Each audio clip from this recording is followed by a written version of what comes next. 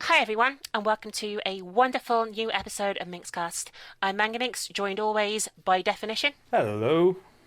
and our very, very special guest today is the fantastic Markiplier. Hello. Hi. And as usual, business as usual on the podcast today, we're going to be talking about Let's Play, we're going to be talking about gaming, and all the usual good stuff that we discuss on the show. For those of you who don't know, Markiplier is a Let's Player on YouTube. He does horror videos very much the same as myself, I suppose. Although I must say he has his very own unique style, and he's enjoying some incredible success. I mean, your channel's grown exponentially in the last few months, hasn't it, Mark? Yeah, it has been kind of surprising. I mean, I couldn't tell you exactly why or how or when or where, but it's kind of just blowing up all over the place. Mm-hmm. Is there anything that you feel that you do that does encourage growth, or? Well, I mean, a lot of things that I'm recognized for is that I actually have a nice voice. I'm not saying that either you have a bad voice, but you know, I somehow when I started doing Let's Plays, people were like, "Hey, you sound familiar," and you know, I got called like Timmy's dad from Fairly Odd Parents. Fairly Odd Parents. You remember? You remember yeah. that show, right? You know, Yeah. everyone wanted me to say Dinkelberg and stuff like that. And so I guess that is the main thing that I would attribute to, but also the fact that I adamantly try to stay engaged with my audience, I guess. Mm-hmm. I'm not exactly sure. I couldn't tell you why or how. You can't pin it down to one thing. I mean, I must say you have a very, I'd say you have a very radio voice, if you know what I mean. It's very easy listening. It's very nice to listen to. You know, when I watch your videos, I'm not thinking, "Fucking hell, I wish you'd shut up," which I sometimes do when I watch certain people do videos. But I find your voice like it's just nice and easy to listen to, and like you say, you tend to be very engaging with your audience when you talk, which I guess people obviously like. And yeah. just congratulations on the growth. It seems to be going really well for you. Oh, thank you. Also, I did a collaboration recently with Yami Mash, and that helped both of us out. Like, he got a big spike, and also, like, the winter season, for some reason, that raises subscribers for certain people. I guess it's just because everyone's home and bored. Yeah, my views have been up considerably as well over the Christmas period, so that's been good as well. I think people just have more time to burn, and they're not worried about school and things like that. And like you say, like collaborations are always helpful, you know, in growing your channel and just having fun as well, meeting new people yourself. It's a pleasure to meet yourself, for example. It's always nice to get people involved and discussing things, really. Oh, yeah, definitely. I mean, at the end of the day, other people are just, you know, they're just other people. Exactly. At another end of the computer screen, and you can just talk to them. It doesn't matter. Exactly. So, like I said, Mark mainly does horror titles, such like myself. Any particular reason you picked horror? Is it like a lifelong passion or something you just recently got into? Or Well, actually, no. See, when I first, I knew about Amnesia: The Dark Descent a long time before I actually played it. Actually, your channel, I watched, I think, the first two parts of your Let's Play on Amnesia: The Dark Descent before I watched anything. And I really liked the game itself, so I tried it after watching your video of it, and I couldn't get past the first level by myself. So I put it away for a long time, and then pittered around the internet, and there was like this point in my life where I was deciding what I was going to do. See, I'm in school for biomedical engineering, Wow. but I didn't know if that's what I wanted to do with my life. So when I had this whole situation where I had a tumor, and I was bedridden I was in the hospital for 2 weeks after the surgery, and then I was bedridden for about a month after it, and I just sat there and thought. You know, I thought about what I could do and what I wanted to do. And I actually didn't want to do Let's Plays. I bought a camera, a nice DSLR, a green screen, props, rigging, an audio recorder that I had to eventually sell because I ran out of money. And I just thought about that. I wanted to do videos like Freddie Wong does. You both know who Freddie Wong is, yeah, right? of course, yeah. Oh, yeah, and he's fantastic, and I wanted to do that, but the problem was I didn't know how or how he did it or anything about After Effects, so I decided that, you know, my brother, who is the author of a webcomic called Two Kinds, I don't know if either of you know. Yeah, I've heard you mention it before. I have checked it out. Yeah, it's a pretty popular webcomic, but he is just my brother. I don't know him by that, and he likes to watch Let's Plays, and so I didn't know much about it, so I started figuring more out, and then I decided, hey, you know, Amnesia: The Dark Descent seems like a good one. It's kind of cliche now, and it was kind of cliche at the point because it was a 2-year-old game at that point.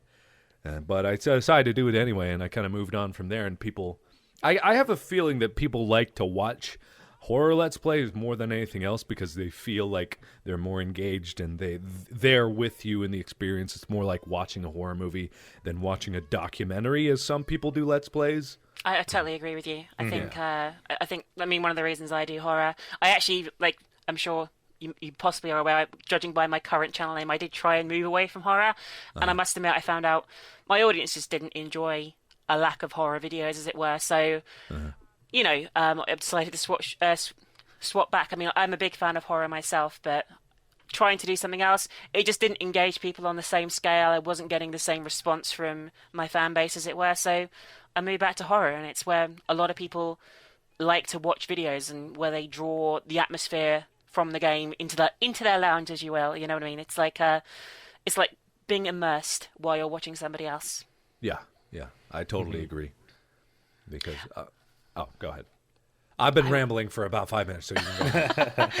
It's fine. To be fair, you're our guest, and you know we'd like to listen to you. We just not often we get to talk to. It's not often we get to talk to other Let's Players and get such an input like that. So it's nice to hear. You do a lot of horror indie games as well, like a lot of one-shots and things like that. Is there any particular reason for that? Do you have like a passion for indie games? Where did that come from? Well, my philosophy is that the big games don't need any help. It's really the indie games that really do it. And I'll take an example of a game that I did just recently that I think deserves a lot more attention than it's gotten, called Grimmind, or Grim Mind, I think it might be pronounced. I just did a video of the demo of it. And it's this fantastic 2D platformer like Limbo. If either of you've played Limbo. Yes, I have played Limbo, yeah. And it's just a phenomenal one because it's very atmospheric. It's also very colorful. And not quite like Limbo. It's not as well made in terms of the graphic. It was made by one guy.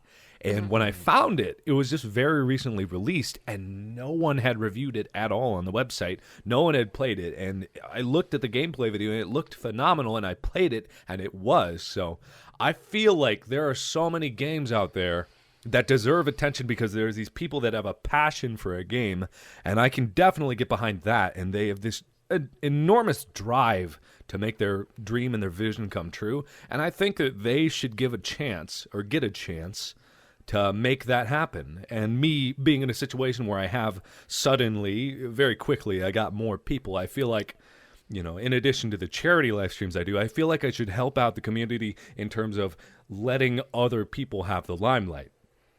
You know what I mean? Yeah. I think that's it's a very honourable way of putting it, really. I've been doing The Cat Lady myself recently, which is a horror adventure game. I'd seen Cinnamon Toast Ken do it, and I decided to have a go at it myself. Who? Cinnamon Toast Ken. He's another horror Let's Oh, Player. yeah. Hit up this toast. I remember Exactly, that guy. Yeah. With his epic beard. But yes, I saw him play it, and I thought, you know, this looks interesting. I watched the first few minutes, thought I'd give it a try myself. And it's great because the developer is now commenting on all the videos and putting input in as well. And it's nice to see people really involved in the developer's creation, and they're all talking about it in the comments. And it's great. It feels rewarding to have given some limelight to something that really did deserve it. And it looks like it's going to get Steam greenlit and everything like that. And, Good. you know, it's really exciting. Yeah. It's great to be a part of that, albeit a small part, but it's great to be a part of that, you know? I like the whole Steam greenlight thing. I really do because, I mean, I've loved Valve forever. Ever since I played the first Half-Life. I actually have 3 copies of Half-Life 1 that I all bought way back when for some stupid reason. Like, my dad got me a gift. I bought it myself. My brother bought it, and we have 3 copies of it for no reason. But I think Steam's approach to letting indie games like that happen. I mean, there's 10 billion and 5 different Slender things trying to get on Steam Greenlight. And I mean, everyone's kind of getting a little tired of Slender, but at least there are these other ones that are just really, really innovative and creative games that should have attention. I'm very excited about. I'm actually looking at Slender: The Arrival. It does look very interesting. Yes, and the original. Yeah, the yes. original guy. Mark J. Hadley is his name, I believe. Yes, I was watching the trailer earlier, and it's nice to see a bit of Marble Hornets in there as well. Obviously, To the Ark is in the trailer and things like that. And it actually looks. The fact that it's something different makes it look something that I'd like to play. I must admit, I'm a little tired of collecting things while being chased by something. Yeah. But sometimes there are those games that will come along in that category that are engaging as well, like Haunt, for example. Yes, that was very good. I really like that one. It's basically collection, but at the same time, it is a far more engaging than that. And I mean, to be fair, I totally agree with you on the indie games front. I feel that there's a lot more creativity within the indie space than there is within the AAA title space. I mean, I do play AAA games as well. You know, a lot of people don't think I do, but I do. And I just feel that while obviously there are games that I enjoy in that space, I feel the real creativity and the real differentiation is coming in the indie space, and it's up to people who have an audience on YouTube, or you know, or even like people who do DeviantArt, have a following somewhere to, you know, promote the things they love. And I really want to help promote these indie games and get people involved with them. Yeah, absolutely. You know, one of the things that a lot of people ask me is, you know, like you asked, how I get popular, and there are a lot of people that say that I inspired them to make a Let's Play channel, and I look at their channel, and it's the exact same thing. It's Amnesia first, moving on to the Slender maps, and then moving on to some other horror game that everyone's done. And I tell them, I've gotten tired of telling them, but I've responded to a lot of messages like, well, you know, you've only been doing it a little while. You're doing the same games that everyone else does. Why not give these really cool indie games a chance? There are free demos all over the place that you can try. People are begging people to try it. And if you do that and you do it well, that's how you get a name. I'm not saying I'm a hypocrite in that regard, because I started out with Amnesia and Nightmare House and Penumbra and Slender and all that stuff. But I'm really trying to put myself in a different slot than all those games. Like, I haven't really played a series of an Amnesia custom story in a while. I played a Christmas special and then one full one, but I've really been trying to branch out and do these cool stuff. I think it's like I say, I think I'd give similar advice to people as well. I mean, obviously my channel isn't as large as yours, but I think a lot of people know me, especially from my Amnesia Let's Play. It was one of the first on YouTube, and I often get people talking to me about those Let's Plays and things like that. And you know, while I obviously did do that and did follow the trends at the time and things like that, I think now, especially with more and more people doing horror Let's Plays, it's important to differentiate yourself, and it's why I've been doing more adventure game type games recently as well, because people seem to be enjoying the stories and stuff. And you know, it's important to differentiate yourself when it comes to Let's Playing, at least to a certain degree. Yeah, exactly. And sorry, Def, we've both been talking. Yeah, I know. I've been just kind of spacing out, watching the little waves on my recorder.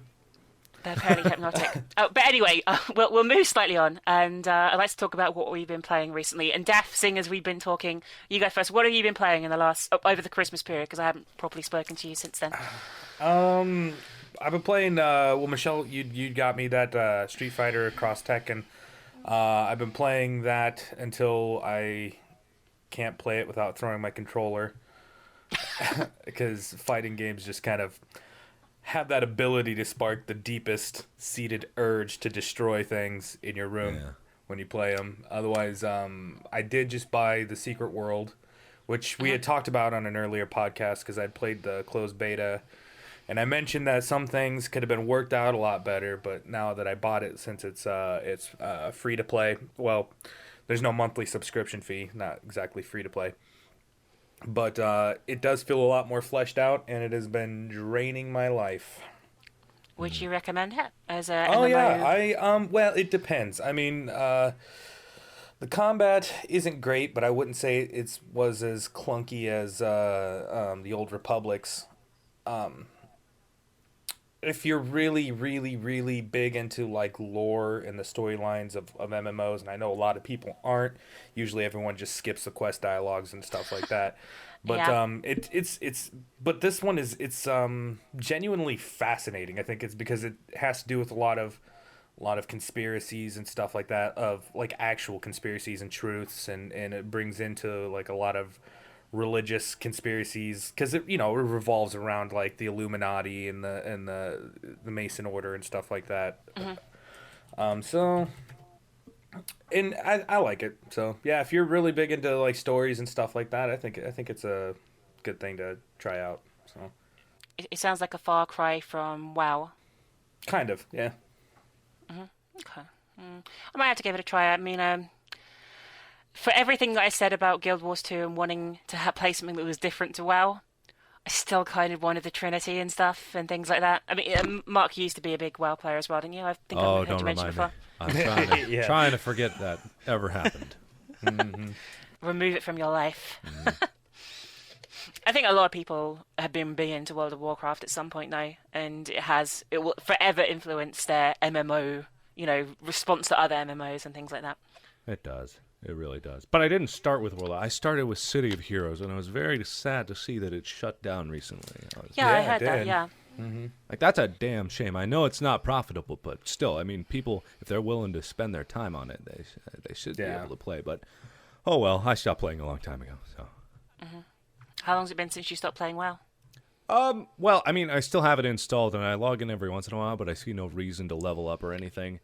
There's occasionally some people from my old guild. I used to be excessively hardcore about 2 years ago, or 3 years ago, back when Wrath of the Lich King was out. Yeah. And I was in a top 100 U.S. guild, and I was, like, raiding 5 nights a week and playing for about 30 hours a week. It was just insane, my amount of time that I dedicated. It's amazing that I was still able to keep at engineering while I was playing this stupid game. That's quite impressive. Yeah, it was just terrible. I did that with Rift like Yeah. a year or so ago and was heavily addicted to it.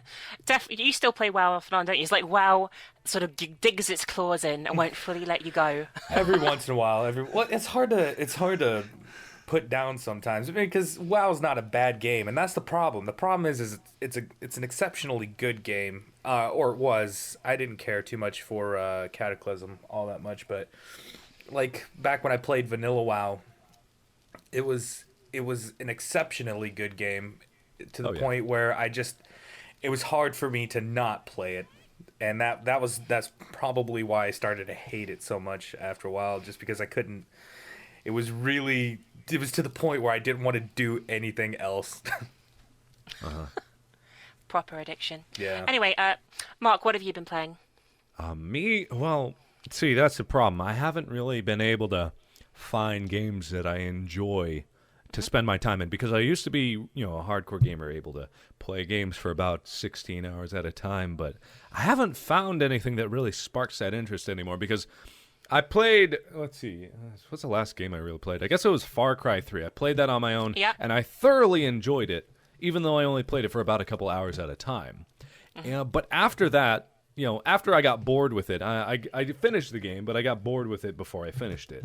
And I realized that I haven't been able to find that one spark that, really piques my interest. And I've been thinking about this in regards to a video that I'm going to make pretty soon. I can't tell you about it because it's hush-hush. Very secret. Very secretive. But it sparked my interest in this idea I have for a video. And the video relates to, how I feel as a gamer and what it means to me and why I want to find that again. But I haven't found a game that really does that. Like I said, off screen or off radio or off voice, I got a new iPhone and I've been playing iPhone games, and I haven't found a game to play on the computer that can match how much time I put into my phone. So it's just very weird.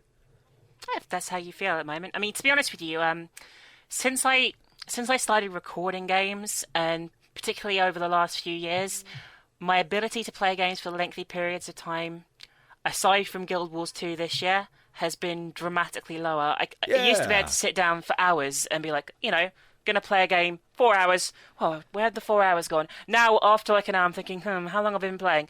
I'm coming off, after an hour, 2 hours.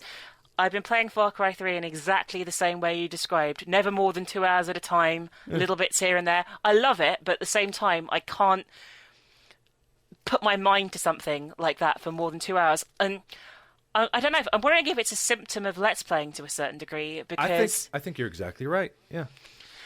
often, when I'm Let's Playing something, I'll just make that part. I'll make a 20-minute part or a 15-minute part or a 10-minute part or whatever, and that'll be that. And I'm thinking, got to render it, got to upload it, so I can't play for too long. And then I do my second video of the day, and I do exactly the same thing. And I have the 2 parts for a short span of time. And when it actually comes to playing games that I'm not recording, I still seem to apply that mentally to a certain degree. Mm-hmm. I mean, Def, you're not really a Let's Player, but how have you found have your gaming habits changed over the years? Yeah, kind of. I can't say much because of the secret world kind of draining me, but I know that feeling though, because like it was about 2-3 days ago I was playing Bastion for the first time in a while, and I was playing it. I was like, oh man, I must have been playing this for like 3 hours. So I hit up the Steam overlay, half an hour. I'm like, fuck, I don't want to play anymore. I think it seems to be a symptom. I don't know if it's like just because we get older. Obviously, I'm assuming that we're all. I don't know how old you are, Mark, but I'm assuming 23. that we're all. Okay, so we're all in our 20s. Mm-hmm. I'm slightly older, but shh. And and you know, I wonder if it's just a symptom of us sort of growing up. You know, I remember playing games like Perfect Dark and GoldenEye and things like that for hours and hours and hours and hours non-stop as a kid or as a teenager, and now I can't do that anymore. And I don't know. It's just very interesting to think about. I'll never grow up. Never. I refuse. You're still a teenager, yeah, Def? Yeah. Wait, how old are you, Def? I'm 25. Okay, yeah, that's what I thought. He's a 25 black rapper, isn't that right, Def? Absolutely. Might as well go with it. Everyone thinks it. I'm just going with it. Half my fan base thinks Def is still black. Yeah. Oh, okay. Even though he isn't. He's like Michael Jackson. Don't make me get my jungle drum out. He was black, but then he turned. Yeah, right? exactly. What? Yeah. I got vitiligo. Is that a thing? Did you just make that up? Yeah, we just made that up. That's a real thing. No, I think you made it up. Anyway, so yeah, it's an interesting subject though, how gaming habits change, and it really makes me think. Actually, now you mentioned it, like, but anyway, so obviously we just got to the end of the year, 2012, goodbye, and all that stuff, and we're now moving on to a new year. First of all, actually, we'll look back at the previous year. Obviously, Mark, you said you hadn't been playing a huge amount of games recently, but obviously you have Let's Played and stuff. What really stood out for you in terms of things that you played over 2012? Oh, God, let's see. I played, like, just recently a string of separate games, but let me look back into my videos, because, I mean... No. Oh, God. I think the biggest surprise for me that I never expected to do is I have about 24 parts of SCP Containment Breach, and I never thought that I would ever get that far because, you know, for some reason, like, every time there's a new update to the game, my fans are like, oh, play it again, and I'm like, I don't want to play it again. It's scary, and I don't like it, and but then I just end up playing it again and again and again, and that game, which is so small and so simply made, has been such a surprise to me because I never imagined so much content would just spew out of it. Like, I don't get bored when I play it. I still play it and find it interesting and terrifying, even though SCP-173 is a giant pain in the ass. But, you know, it's just, like, I think that's probably the biggest surprise so far. It hasn't made the biggest impact, you know, on my viewership or my subscribers. It's just, to me, I never expected that to happen because that's probably my longest running series besides Drunk Minecraft. Mm-hmm. You know. I must admit, I played SCP Containment Breach back in July. I really sucked at it. The sculpture kept killing me. I didn't actually really understand the mechanic because it was completely blind to me. You know what I mean? I didn't know what was going on. I hadn't read SCP stuff. Yeah. And I was totally confused and I got destroyed. And there's like a half-hour video on my channel of me just raging at the game, basically. Yeah. And then I saw you play it fairly recently, probably like, I don't know, within the last 3 weeks or so. And it looked so much better, and I'd read a lot more lore by that point as well, and had enjoyed reading the SCP site, and so I decided to give it another try. And I must admit, it's one of the few games that I actually put off recording because, not because I think it's bad, but because it brings such a sense of dread when I play it. I feel so uncomfortable and genuinely scared when I'm playing it. There's something about it. It makes me really on edge. And no, I think about it. There isn't many games this year, like indie, AA or otherwise, you know, that have given me that feeling. And it does it really well. Yeah. I mean, just go on, sorry. Oh, no, that's fine.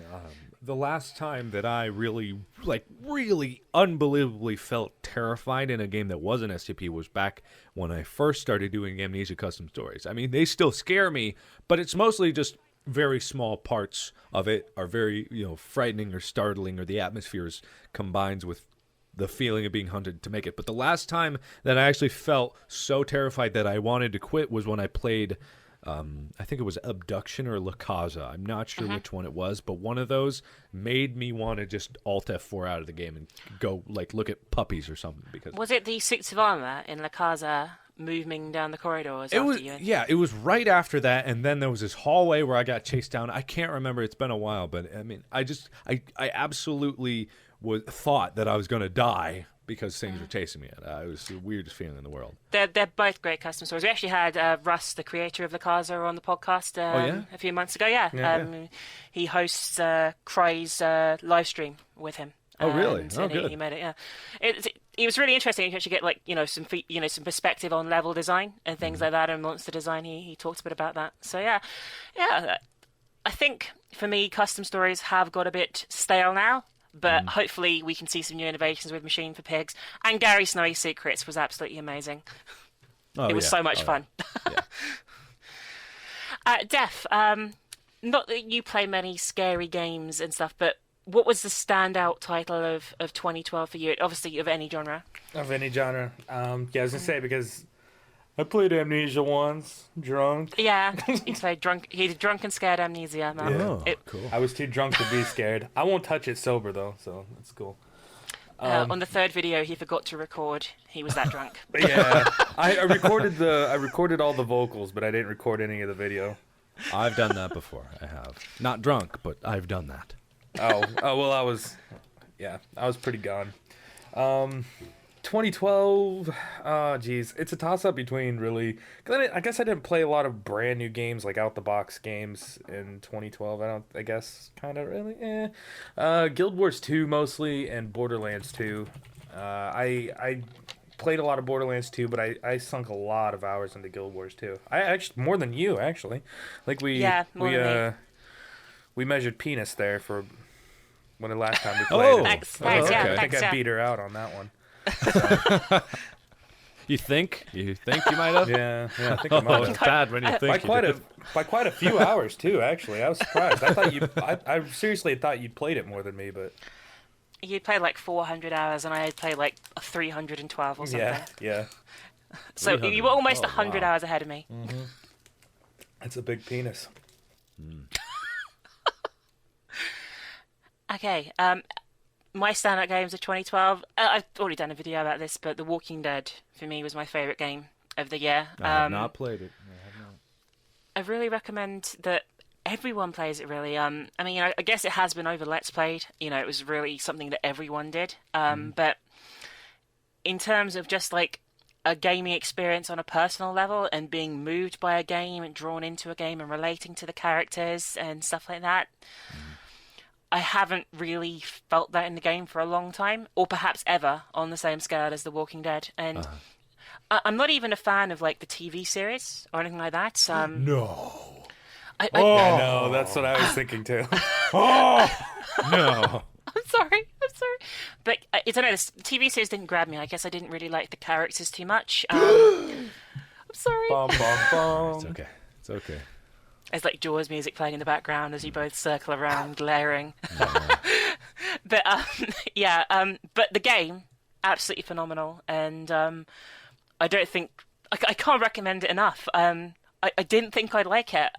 It's kind of like given me an adventure game bug as well. I ended up getting loads of adventure games for myself over Christmas, sort of like, and wanting to play story-driven games more with puzzles and things, and well, I don't expect them to be as sort of gritty or horrific as The Walking Dead is, because it is genuinely shocking. At the same time, I don't know, it gave me a craving for story and sort of like, a depth to my characters and things like that. I've sort of really got a bug from being bitten, as you will, by The Walking Dead. Yeah. I mean, I feel like there's a distinct lack of great storytelling in games as of late. I've always advocated it because one of my favorite games of all time, is Homeworld. Have you ever played the game? It's a sci-fi strategy shooter. Is that right? No. It's a space RTS. Okay. Oh, then no. I've seen it played. Yeah, it's an older game. It was made in 1999, I believe, but it was always my favorite because not because of the gameplay or the graphics, like mind you. It was just such an incredible story. It made me feel, as I was controlling these characters, I felt for them. You know, I felt sorrow for their loss and their sacrifices and what they had to do, and I felt this enormous scale of the universe I was in.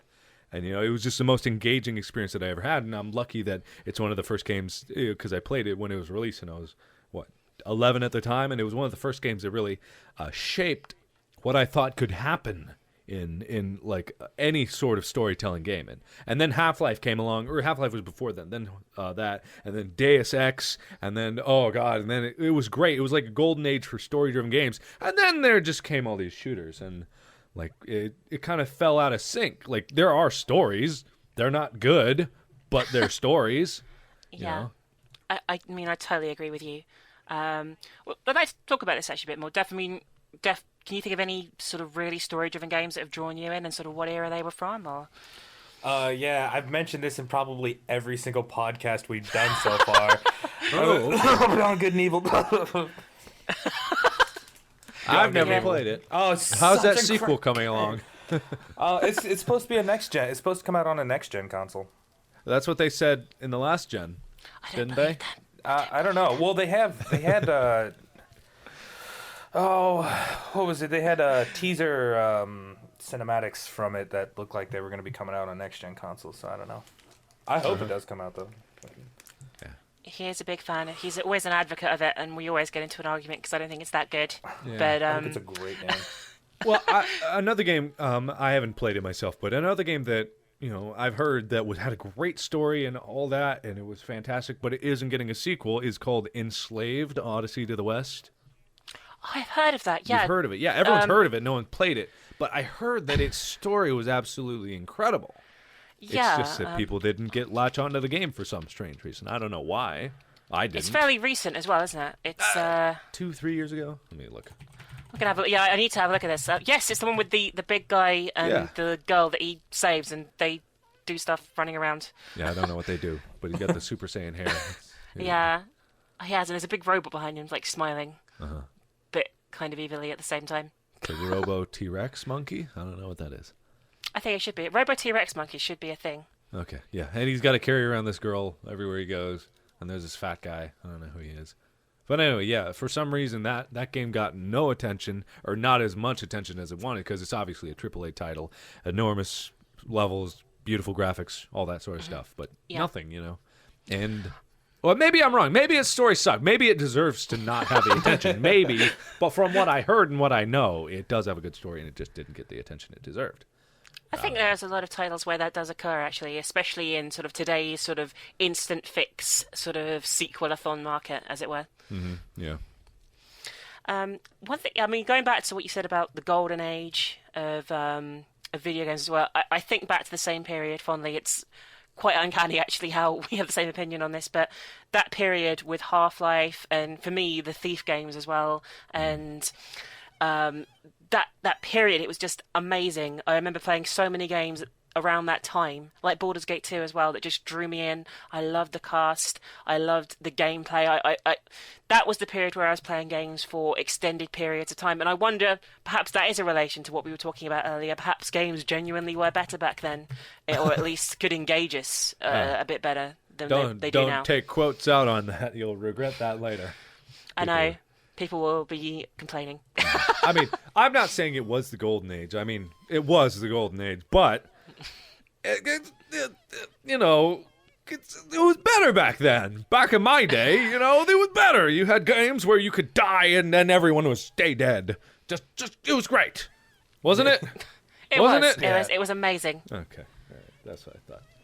Another game, actually a game recently that I've heard. I watched Zero Punctuation, Yahtzee a lot. Yeah, I love his review videos, and he recently, I caught up recently, and I saw his review of Spec Ops: The Line. And before I heard the review, I thought Spec Ops: The Line was just another shooter. But from what he tells, Like, it's the most gripping, horrific military experience. Not horrific as in bad, horrific as in war is hell horrific. Yeah, I've heard that as well. Yeah. I'd like to give it a try. Actually, I've been thinking about sort of giving it a whirl on Steam. I like the idea of something that isn't sort of like, oh yeah, like we're gonna kick ass, Uncle Sam's here, let's save the world, sort of Call of Duty style, and actually something that portrays war for what it is, perhaps. Yeah. I mean, it's from 2K, and 2K is behind XCOM Enemy Unknown, the most recent XCOM. Yeah, I got that for Christmas, actually. I haven't not tried the it same. yet properly yet. Yeah, not the same developers, of course, but, just the same brand or whatever. I don't know. There's probably no correlation at all there. Never mind. Forget I said anything. Anyway, how are you? But yeah, I like it. It's great. It's great when current games have a good story. Obviously, not all new games suck. That's another thing people think that I think is that all new games suck. I don't agree with that. I mean, I really enjoyed Far Cry 3, and I think that actually had a pretty good story for what it was. Yeah. But I just have fonder memories, perhaps, and nostalgia for that period because that's when I was playing games and wasn't jaded. Yeah.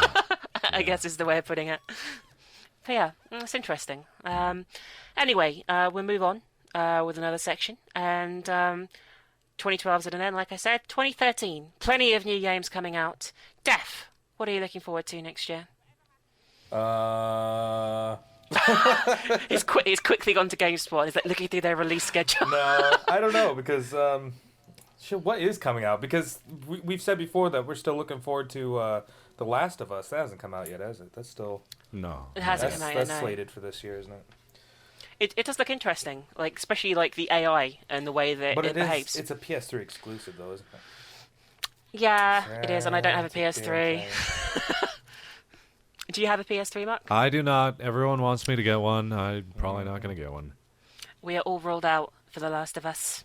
A single tear That's to shed down the fan's face. Maybe I'll break down someday and get a PS3. Just if for nothing else, just so I have a Blu-ray player. Yeah, maybe. I mean, the next generation console is going to come out soonish. I don't know. Next year. End of next year, I heard. Yeah, well, on the subject of next-gen consoles, what are your thoughts on the Wii U? Def first? The Wii U? Yeah, what do you think? You've obviously seen stuff about it, I'm assuming. Apparently, I haven't played it or anything, but I hear it controls a lot better. Like the motion controls. I hear it's just yeah, because the guy. Remember, you and I have been I've been mostly letting off steam to you about Skyward Sword and about how kind of ballsy I think the controls are. But.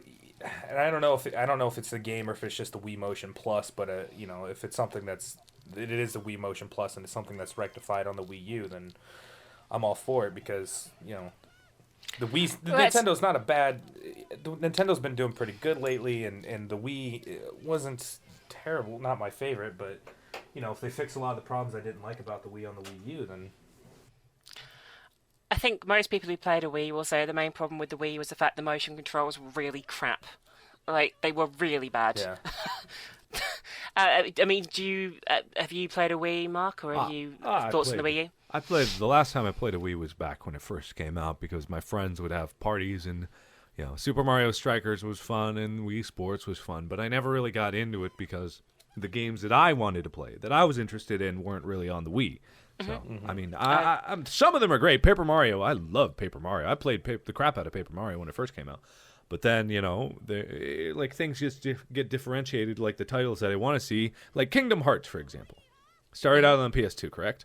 Yes. And then, I don't know where Kingdom Hearts 2 went, but then all the other Kingdom Hearts, like the smaller ones, went to like the handheld consoles. And I'm like, I want to follow this story, but it's all over the place. I literally cannot follow it unless I buy every single different console that's available. And I like PC for the reasons that, no matter what, except with the whole Origin and Steam thing with EA, but that's a whole nother subject. But, if I want to follow a story, I can click on what I want and find it. But, Wii's never, I kind of went on a way different tangent there. I'm so sorry. No, that's fine. No.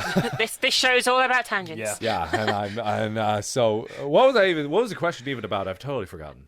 The Wii U. Oh, yeah, I was talking about Steam. What the hell? Oh, yeah, Wii U. Yeah, it's cool. Got a tablet on it. tablet, yeah. Everyone likes tablets, especially drug addicts. Mm-hmm. Yeah. Anyway, sorry, you just drowned in drink there. To be fair, like, I'm admittedly becoming a bit of a Nintendo fangirl lately. I bought a 3DS and I ended up buying, or being sent by my lovely fans, copies of various games that I played when I was a kid on the N64 and stuff like that. And I've been having like a big nostalgia trip with like Star Fox and Ocarina of Time and just playing Mario games that still feel the same, you know what I mean? Like Paper Mario and things like that. I guess it's been a bit of a nostalgia trip, and I guess I like my nostalgia. And I have been tempted to get a Wii U. I've been thinking, do I want a Wii U? But at the moment, I guess, with the game lineup, I can't really justify it. I'd like to play Zombie U, but at the same time, not £299.99 want to play Zombie U. Oh, you pounds, Britishness. Yeah, it's about $500. It's much more expensive here than it is over there. I'll tell you how exciting it was when Michelle got her 3DS, that we were both excited.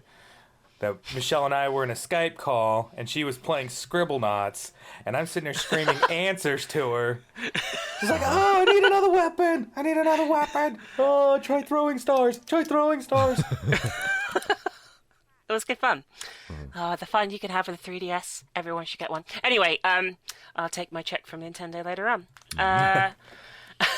2013, yes! Things that are coming out in 2013. I mean, some things that I'm looking forward to myself. I'm looking forward to the new Elder Scrolls MMO. I'm a big fan of the Elder Scrolls games, and you know, I'd like to give the MMO a try. Whether or not it'll be a success remains to be seen, because is that this year? MMOs, yeah, it's out in July. Like really soon, actually. I guess that is quite soon. And obviously we have the title that everyone constantly reminds me about on an hourly basis: Amnesia, A Machine for Pigs. Yeah. Mark, what are your thoughts on Amnesia, the new one? Well, I know it's going to be good because they collaborate with the Chinese Room, and I mean, Frictional Game was already good, and with the addition of the geniuses behind, Dear Esther. Dear boy. Esther. Yeah. Hi.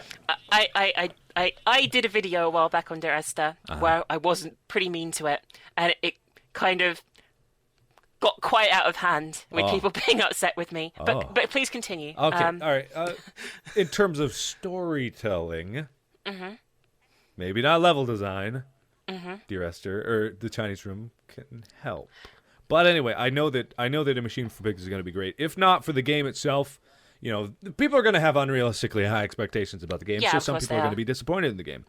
But for nothing else, like what you said earlier about the custom stories, I'm going to be happy because people are going to have more tools and an actual dedicated tool set to make games. You know, the custom story maker for Amnesia was made one day before the game was released. Oh, really? And it would have changed everything about the game and this kind of support and community that it has if they didn't release that. So they know that, and in the next one, they're going to make much better and easier to use tools for custom story making. Well, that's good. That's going to allow for a lot more creativity. I mean, the game itself, yeah, maybe, you know, 20-part series, hooray, more views, more subscribers, whatever. The game's going to be great. I know it because I have faith in Frictional Games, and they have such a passion to dedicate to what is horror. I mean, they've had 4 games. Well, Penumbra. What was the last Penumbra? What was it called? Requiem. That's not really a horror game, but you know they've had 4 games to really master and nail down horror. And if you consider Amnesia Justine, to me the scariest Amnesia monster that ever came out was those suitors and the music that accompanies them. Like just unbelievably pants. Can I say curse words? Yeah. Yeah. Okay. Yeah, shittingly terrifying. It's just awful. God, I hate that every time. The weird goat squeal in the background. So I have a high faith in what Frictional Games and what A Machine for Pigs is going to be. To be fair, I agree with you. Despite my comments on Dear Esther, I don't think the Chinese Room are incompetent or anything. Dear Esther in itself is beautiful, and I'm sure it has a good story. The gameplay put me off, but that doesn't, for 1 minute, I think they know what they're doing. I'm sure they know what they're doing. I played their mod Corsicofia for Half-Life 1, and that's actually pretty good. And I have a lot of faith that they will do a good job with Frictional guiding them to a certain degree as well. And I'm looking forward to it. I'm trying to like not get too excited because I think I don't want to get myself let down, if you know what I mean. But I'm sure that it will be an entertaining and enjoyable adventure in its own right, and hopefully we'll have some really horrific twists. Because none of us really know much about it yet, do we? We don't really know what's going to happen or anything, and I think it's good that they're sort of keeping everything under wraps, aside from the monsters' noises and things like that, because I don't want to know until it's chasing me. Exactly.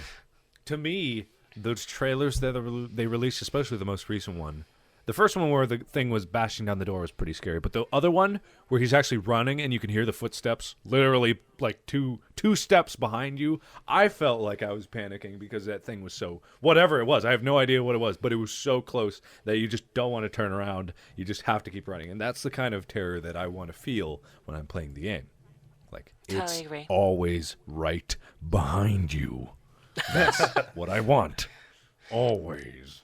So, I think a fear of the unknown obviously is a big thing as well. Like, I like my favorite Amnesia custom story is Tenebrous Lake, purely because it had different monsters, and that scared me just because I didn't know what to expect, as it were. I'm sure they may well be just other monsters reskinned or whatever, but at the same time, just because they were new and they sounded new, that's really added to the fear for me. I spend one of my videos of that just hiding in a corner with some guy outside saying, "I can see you," and I'm just like pressed in the corner listening to the voice sound, so I was too scared to move. And unknown really adds to the fear. Yeah, definitely. Anyway, other titles from because there's plenty of things coming out in 2013. In fact, while on the subject, because we mentioned Slender the Arrival earlier, and there's obviously a ton of Slenderman stuff coming out next year. What are your overall thoughts on Slenderman, Mark, seeing as you've done a lot of stuff surrounding it? Let's see. I knew about the Slenderman before the games came out. I think I saw the Marble Hornets videos a while ago, and I thought it was kind of creepy, but I never really imagined it's all that terrifying. And in reality, the story itself isn't the scariest story out there by far. He's not that scary by himself. I mean, a monster that drives you insane, forces you to kill you and your entire family. That's pretty bad. Not like Jeff the Killer bad, but pretty bad.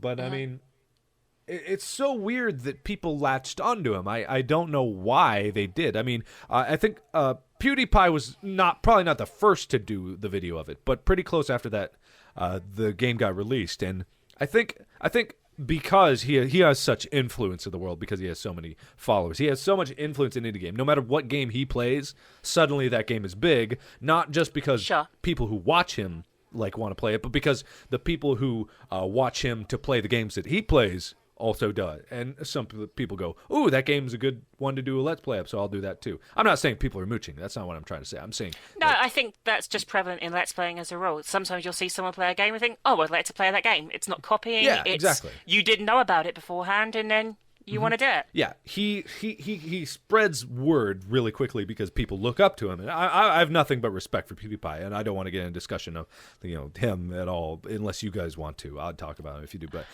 he that's fine. he did it. You don't? Okay, good. He did it, and then suddenly it just exploded into something big because Toby Games did it too. I believe. I'm not Yes, sure. I haven't seen hit video of it, and then Toby Games did it, and then it just kind of exploded everywhere. I mean, the story was out there for years, and then I think all that history that was built up because the story was out there for so long, people eventually looked back on it and said, "Ooh, there's a lot of background to this. There's a lot of potential." And then other game makers were like, "Ooh, I want to make a game about this too." And then the Slenderman Shadow maps came out, and then the billions of other ones that are out there kind of spawned. But me personally, I don't think he's the scariest thing ever. I think it's really cool that it inspired so much, but, it's whatever. Again, I went on a huge rambling speech. You got to stop me sometimes. No, it's fine. I have a bad habit of talking until I get blue in the face. So if you want me to shut up, just tell me. So it's absolutely fine. We're interested in hearing what you have to say. I mean, to be fair, you've done a lot more Slenderman stuff than I have, for example. And I mean, did you feel in the end it was getting old towards the end of doing Slenderman Shadow, or have you felt involved in it the whole time? Well, I actually speak with the guy who made Slenderman Shadow fairly often. He wants to include me in a few projects of him, and I think that's great. I don't know where the most recent one, Ben. But I've kind of gotten tired of all the Slender stuff. Unless you're coming up with something new and interesting, like Slender Haunt did. Like, Slender Haunt was incredible because not only did it look fantastic, it had a new take on him. It tried to give him some background, even though the background was already there. But it tried to give him some new background and, something. You have the same first name. It's shocking. Yeah. Mark Slender. Mark Slender. I don't think that was in any way related to me. I think it was just a random name he picked. So I'm not going to be egotistical about that. But unless there's something new coming out, like Slender the Arrival is going to be very interesting and new. And there's this other game that someone recently contacted me about that I might be interested in. Another Slender game called something. I forget what it's called. What was it called? There's a game on Greenlight that's been greenlit called Intruder as well, which apparently is loosely based on it too. Yeah. And then the Half-Life 2 mod, Slender. There's another one. I forget. How about that new Slender Man movie coming out? Oh yes. Entity. There's a movie, yeah, Entity. What are your thoughts, Steph? Go on, because you're the big fan of this. Oh, I think. The first trailer that they ever put out, the little teaser trailer that they put out, I thought it looked pretty good, and then they put out the official trailer, and I was like, "Dad acting, holy shit!" Good or bad? It doesn't look too promising. The acting doesn't look too promising, but okay. It's a fairly low budget film. I still might watch it just because. So. Well, is it coming out to theaters or is it straight to DVD or what? I think their exact words were select theaters. So okay. straight to DVD, that means basically. So I think basically you have to go to your theater and be like, "Hey, can you go get this movie so we can watch it here?" Oh, I've seen this trailer. Oh, yeah. This is you can tell it's low budget because the cameras they use are like low quality entry level DSLRs or something like that, I think. Yeah. And I mean, nothing wrong with that, but not something you want to shoot a full-fledged movie with. Yeah. It looks to be very close to Marble Hornets as well, like sort of like I hope they got permission close to Marble Hornets, if you know what I mean. Like there's seemingly quite a lot of references to them if you watch the trailer in full. I guess a lot of the lore comes from Marble Hornets and things like that, but there are sort of like offshoots that steer clear of the Marble Hornets sort of mythos, as it were, and ones that stay a lot closer to it. And I guess we'll have to see how this one goes. But it's interesting. Obviously, it's gained popularity enough to have a film. In fact, there actually is a film on YouTube that I watched called Wendigo. Wendigo has nothing to do with Slenderman, but this version is. Apparently a Wendigo is a Slenderman or whatever. Wendigo. And it's like an independent film project made by, I think, some Canadian sort of film students. I couldn't watch it. I watched it all. Is that the one where they were during the beginning of the film, they're all like out around a campfire or something? Yeah. I got as far as that and I couldn't watch anymore. I was like, I watched the whole thing. Huh. It was pretty bad. Yeah. I've never even heard of the Wendigo. It was an independent project, so I guess, it's not done on a big budget or anything. I'll link you. But yeah, it's... Is that some deer thing? Ew, that's creepy. Let me have a look. There you go. Anyway, it's it's Wendigo. Sorry, not Wendigo. I do apologise. You guys can find that on YouTube as well. Everyone watching, if you wanted to give the movie a try. Or Wendigo if you watch Supernatural. I don't. No, you don't. I don't either. So our opinion wins. Ha ha. You shut your mouth. Are our opinions weighted by how many subscribers we have? Because I would love that. Can that be true, please? Then you win automatically. Yes. Although I am second. So by our subscribers combined, shut up, Duff. I'm just kidding. Just kick him in while he's down, jeez.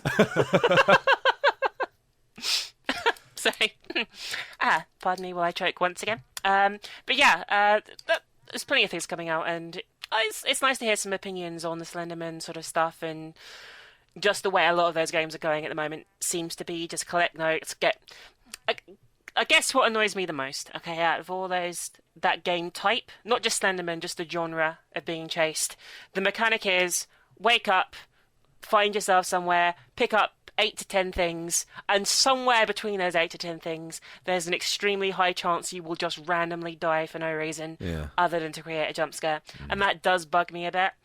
I feel that there hopefully will have some things with, like Haunt, for example. It is actually much easier to elude him because you can see where he is and he doesn't cheat as much, if you know what I mean. Yeah. It feels like it has proper dodging mechanics within it, as it were. Whereas sometimes I feel in those type of games you're just dead.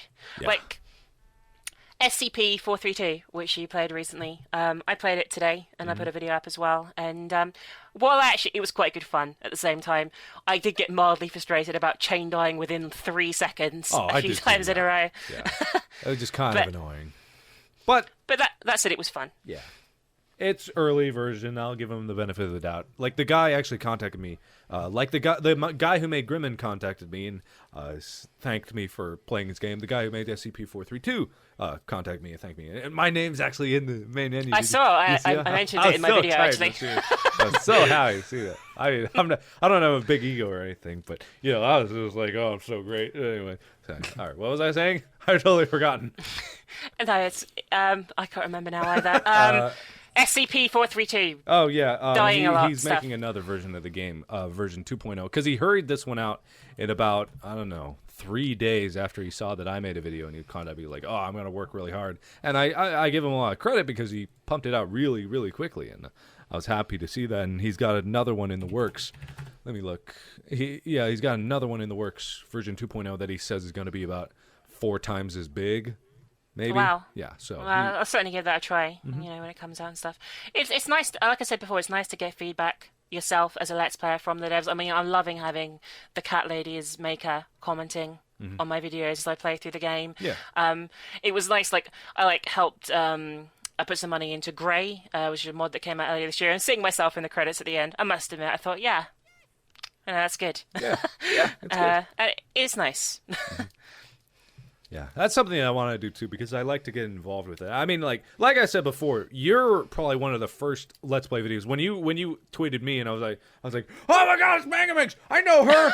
I watch your videos. Oh my god, I love you. And it's like, oh wait, no, wait, oh wait, yeah, I shouldn't do that. But anyway, so like, it was just a weird thing because I watched your videos and I was like, oh holy crap, she is contacting me. I'm doing this. I'm a part of this community now. I get to influence things, and it's just, you know, I gotta make sure that I do the right things when I do that, which is why I want to promote indie games and stuff like that. So. Totally. Anyway, well, I feel that. How long have we been talking? Talking quite a while. Almost an hour. Talking about an hour. Yeah. So. Yeah, I mean, we've talked about quite a lot of different things here, and I hope you guys have had some interesting perspectives from Mark, especially into the indie game side of things and just Let's Playing as a whole. Thank you very much for joining us on the podcast this time, Mark. It was brilliant to have you along. Fantastic. Thank you, and sorry for talking so much. That's what you're there for. Everyone wanted to hear your dulcet tones, I'm sure. Oh, okay. And thanks for joining us as well, Def, as always. Absolutely. Anyway, guys, I've been TheRPGMinx. This has been the Minxcast, and we'll see you for another episode pretty soon, I'm sure. Bye for fucking now, guys. See you later.